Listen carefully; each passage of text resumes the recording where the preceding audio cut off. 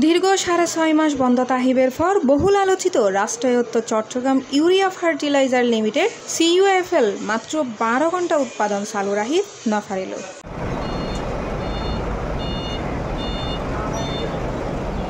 নভেম্বরের 1 তারিখ শনিবার দিবাগত রাত 3:30টার দিকে বহু প্রতীক্ষার পর কারখানাত উৎপাদন শুরু হইলেও নভেম্বরের 2 তারিখ রবিবার বিয়েলে 3:15টার মধ্যে ইয়েন আবারও বন্ধ হয়ে যায়।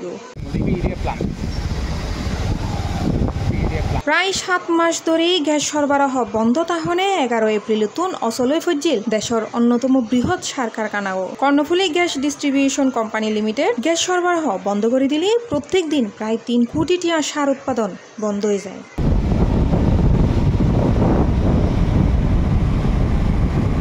গত অক্টোবরের 19 তারিখ গ্যাস সরবরাহ পুনরায় চালু হয় এবং সপ্তাহখানিক যান্ত্রিক প্রস্তুতির পর শনিবার রাতে উৎপাদন শুরু করে CUFL, কিন্তু 1 ঘন্টার মধ্যে আবারও থামে যায় ওই উৎপাদন। CUFL সূত্রে জানা যায় পূর্ণমাত্রায় উৎপাদনের লাই কারখানা ও দৈনিক 48-52 মিলিয়ন ঘনফুট গ্যাসের প্রয়োজন হয়। গ্যাস সংকট ও যান্ত্রিক জটিলতায় গত অর্থ বছরে কারখানা ওর উৎপাদন নামিয়ে মাত্র 2.5 লাখ মেট্রিক টনত।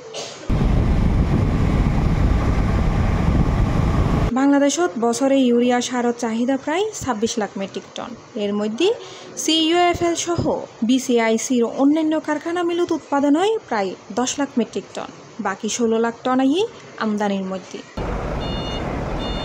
হৈরেহিত জাপানের কারিগরি সহায়তায় 1987 সালের অক্টোবর 29 তারিখ কর্ণফুলী নদীর দক্ষিণ তীরত আনোয়ারা উপজেলার রাঙ্গাদিয়াত প্রতিষ্ঠিত হয় CUFL। চালুর সময় দৈনিক উৎপাদন ক্ষমতা আছিল 1700 মেট্রিক টন। বর্তমানে তা নামিয়ে এসে প্রায় 1200 মেট্রিক টনত।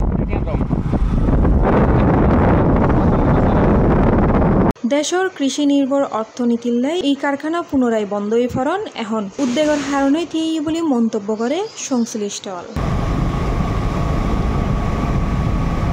C+ TV Chittagong.